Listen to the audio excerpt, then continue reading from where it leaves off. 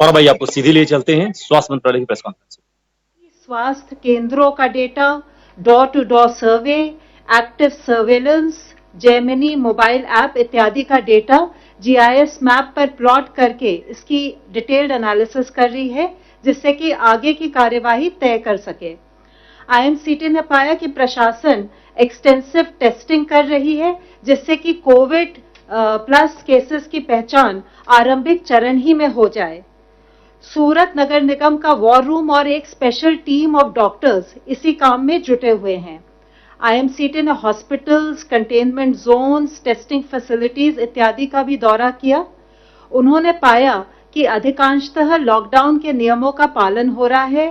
Police नाकाबंदी और pickets के अलावा मॉडर्न टेक्नोलॉजी जैसे कि ड्रोन्स और सीसीटीवी का भी प्रयोग कर रही है, जिससे कि लॉकडाउन का अनुपालन हो। परंतु कुछ अंदरूनी गलियों में लॉकडाउन का नियमों का उल्लंघन ना हो, इसके लिए उन्होंने प्रशासन को सुझाव दिया कि और सख्त कदम उठाने की जरूरत है। सूरत में प्रवासी श्रमिकों के लिए प्रशासन, एनजीओज और इंडस्ट्रीज ने मिलकर फूड पैकेट्स और राशन किट्स का इंतजाम किया है। यह प्रशंसनीय है कि वितरण के समय सभी सोशल डिस्टेंसिंग के प्रोटोकॉल का बहुत अच्छी तरह अनुपालन करते हैं। आईएनसीटी ने प्रशासन को सुझाव दिया है कि श्रमिकों के साथ कोविड-19 के बारे में जो जानकारी है उसको उन्हीं की भाषा में साझा करें।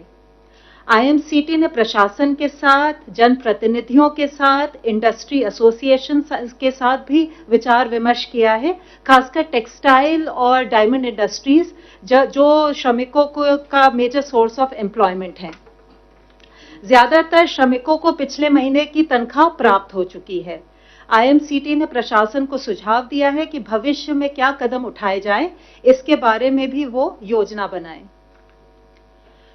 जो हमारी आईएमसीटी अहमदाबाद गई है, उसने वहां पे हॉस्पिटल का, केयर सेंटर का, ब्लड डोनेशन कैंप का, शेल्टर होम्स का, प्राइमरी हेल्थ सेंटर इत्यादि का दौरा किया है। उन्होंने जो हाईवेज पर चेक पॉइंट्स लगे हुए हैं और जो क्वारंटाइन क्लस्टर्स के एंट्री पॉइंट्स हैं, उनका भी मुआयना किया। उन्होंने पाया कि क्वारंटाइन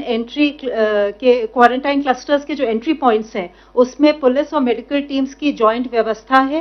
टीम ने विभिन्न स्टेक होल्डर्स के साथ भी विचार विमर्श किया। सिविल हॉस्पिटल के विजिट के दौरान उन्होंने पेशेंट्स के रिश्तेदारों के साथ बातचीत की। अस्पताल की सुविधाएं संतोषजनक पाई गई। मरीजों के रिश्तेदारों ने भी उन्हें बताया कि वे सुविधाओं से संतुष्ट हैं। उन्होंने केयर सेंटर का भी दौरा किया और पाया कि वहां पे पर्याप्त क्षमता है और जिन मरीजों में कोविड के लक्षण दिखाई पड़ते हैं, आवश्यकता पड़ने पर डेडिकेटेड कोविड हॉस्पिटल में पहुंचाने की उनके पास अच्छी व्यवस्था है। अभी तक 19-20 मरीजों को वहां पे शिफ्ट किया गया है। यहां भी सुविधाएं संतोषजनक है। टीम ने पाया कि जो इंडियन रेड क्रॉस सोसाइटी ने पुलिस और प्रशासन के साथ मिलकर जो रक्तदान शिविर का आयोजन किया था, वहां भी सोशल डिस्टेंसिंग इत्यादि का पालन हो रहा है। सर्वेलेंस और वल्नरेबल पॉपुलेशन की पहचान के लिए प्रशासन ने काफी कदम उठाए हैं। उन्होंने हाउस टू हाउस सर्वे किया है, इलेक्टोरल रोल का डेटा यूज किया, प्रोजेक्ट लाइफलाइन का डेटा, निक्षय का डेटा, टेको प्लस डेटा इत्यादि के माध्यम से उन्होंने वल्नरेबल लोगों की पहचान की है और उनकी टेस्टिंग चल रही है। प्राइमरी हेल्थ सेंटर के कैंप में उन्होंने एक मोबाइल टेस्टिंग वैन को भी देखा, जिसको लोकल री इंजीनियरिंग से बनाया गया है और ये काफी लाभदायक सिद्ध हुई है और मेडिकल टीम के लिए भी सुरक्षित है। आईएमसीटी ने सुझाव दिया है कि राज्य सरकार केंद्रीय सरकार की सहायता लेकर सरदार वल्लभ भाई पटेल अस्पताल में एक मल्टी डिसिप्लिनरी रिसर्च यूनिट की स्थापना करे, जहां उपकरणों की कोविड टेस्टिंग के लिए फैसिलिटीज डेवलप की जा सकती हैं। आईएमसीटी ने पाया कि लॉकडाउन का सख्ती से अनुपालन हो रहा है। पुलिस ने काफी इनोवेटिव सॉल्यूशंस यूज किए हैं, जैसे कि ड्रोन्स, और जिससे कि सोशल डिस्टेंसिंग का उल्लंघन ना हो। उन्होंने काथवाड़ा और नरोड़ा के शेल्टर होम्स का दौरा किया। चूंकि प्रशासन ने करीब ऐसे 33 शेल्टर होम्स बनाए हैं, उन्होंने ये भी सुझाव दिया कि जितने जो श्रमिक हैं उनको इस तरह 33 शेल्टर होम्स में बांटा जाए, जिससे कि सोशल डिस्टेंसिंग अधिकतम हो पाए। यहाँ सारे शेल्टर होम्स में सुविधाएं अच्छी उपलब्ध थी और योगा और अन्य एंटरटेनमेंट की भी सुविधाएं थी। एक अनूठा उन्होंने प्रयोग पाया अहमदाबाद में। जो ग्रामीण एरिया है वहां हर ग्राम पंचायत में एक ग्राम योद्धा समिति का गठन किया गया है। ग्राम योद्धा समिति में सरपंच है, विलेज हेडमैन है, हेल्थ वर्कर है, हेडमास्टर है, तलाटी इत्यादि हैं। ये समिति जो है लॉकडाउन का पालन करते हुए गांव में राशन, सब्जी, दवाइयां इत्यादि को डोर स्टेप पे डिलीवर करती है। इसके अलावा वो आवाजाही पे और लॉकडाउन के नियमों के पालन पर भी नजर रखती है। आईएनसीटी का सुझाव है कि इस इनिशिएटिव को बाकी राज्यों द्वारा भी अपनाया जा सकता है। आईएमसीटी ने यह भी पाया कि जो सनंद इंडस्ट्रियल बेस है वहां पे फार्मा इंडस्ट्रीज चालू हैं और अब ऑटोमोबाइल यूनिट्स भी चालू हो गई हैं जो करीब 50% क्षमता पर काम कर रही हैं और 50,000 में से करीब 30,000 मजदूर काम पर वापस आ चुके हैं। आईएमसीटी ने वरिष्ठ अधिकारियों के साथ बैठक की और अपने सारे सुझाव उनके साथ साझा किए। हमारा पूरा विश्वास है कि केंद्र और राज्य सरकारों के संगठित प्रयासों से हम कोविड-19 के विरुद्ध जो हमारा अभियान है उसमें सफल होंगे। धन्यवाद। Health ministry representative please. पिछले एक दिन में अगर हम देखें तो देश में 1543 नए केसेज आए हैं, जिससे कि हमारे टोटल कंफर्म केसेज की संख्या अब 29,435 हो चुकी है। और अगर हम देखें कि जो हमारे केस एक्टिव मेडिकल सुपरविजन में हैं तो उनकी संख्या 21,632 है। अब तक पिछले 24 घंटे में 684 patients have been found cured, जिससे कि हमारा टोटल लोग जो क्योर हुए हैं वह संख्या 6,868 हो चुकी है। इससे हमारा रिकवरी रेट करीब 23.3% इस टाइम में समय हो गया है, जो कि एक बहुत ही प्रोग्रेसिव इंक्रीज है। मैं आप लोगों की दृष्टि में लाना चाहूंगा।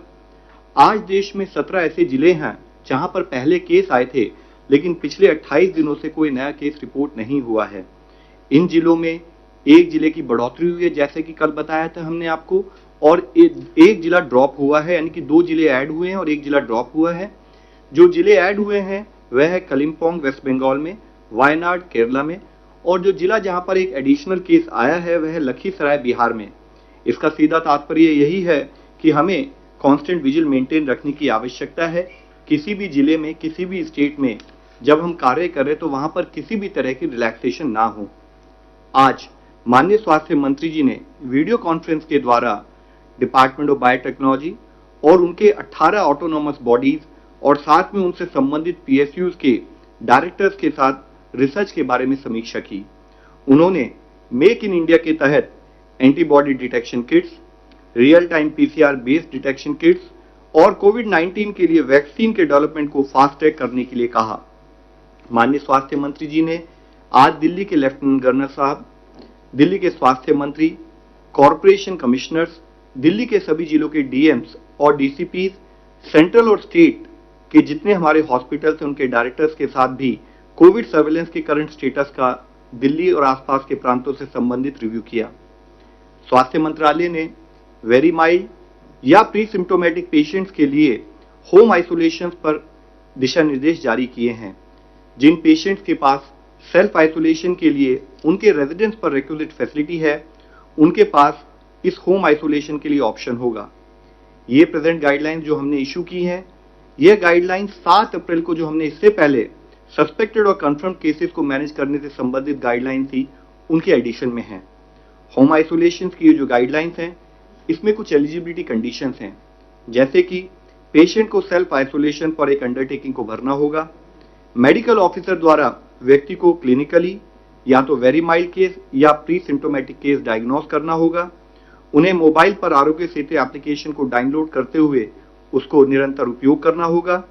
उनके पास सेल्फ आइसोलेशन के लिए और उनके फैमिली कॉन्टैक्ट्स को प्रॉपर क्वारंटाइन करने के लिए रिक्वायर्ड फैसिलिटी होनी चाहिए। 24/7 बेसिस पर देखभाल करने के लिए उनके पास एक केयर गिवर अवेलेबल होना चाहिए और केयर गिवर और हॉस्पिटल के बीच में एक प्रॉपर कम्युनिकेशन लिंक स्टैब्लिश होना चाहिए।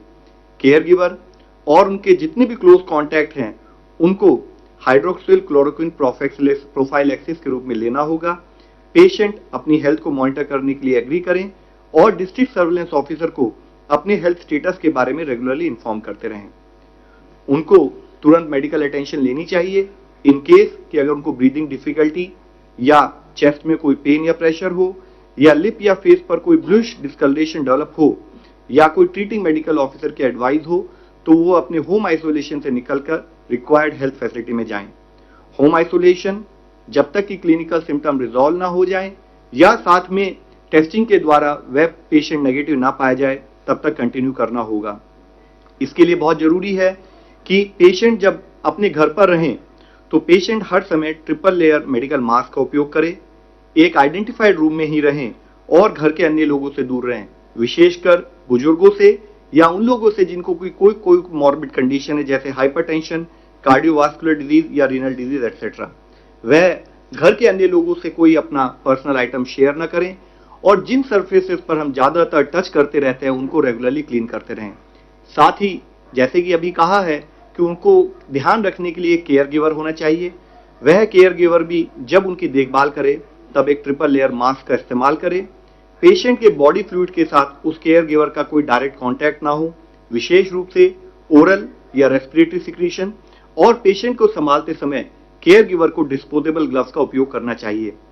पेशेंट द्वारा उपयोग की गई सर्फेसेस, कपड़े या लिनन की सफाई या हैंडलिंग करते समय भी ट्रिपल लेयर मास्क या डिस्पोजेबल ग्लव्स का उपयोग होना चाहिए। केयर गिवर और जो भी क्लोज कॉन्टैक्ट्स हैं वह भी अपना टेम्परेचर स्क्रीनिंग करते रहें और कोई भी ऐसा इशू आए जिसमें कि उनको कोई सिम्टम दिखते हैं तो उनको हमेशा सर्विलेंस ऑफिसर की दृष्टि में लाना पड़ेगा। इसके साथ ही आज मैं आप सब लोगों को एक मुख्य विषय के बारे में भी अवगत करना चाहूंगा। I would like to mention about the plasma therapy for कोविड-19 which has been talked about of late. इस पर काफी चर्चा हो रही है। In this regard, let me clarify that ICMR has already stated very clearly that currently there are no approved therapies for COVID-19, including plasma therapy.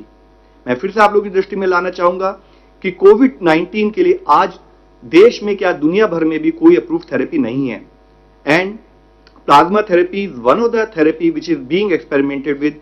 However, so far there is no evidence to support it as a treatment. यह अभी भी experimental stage पर है।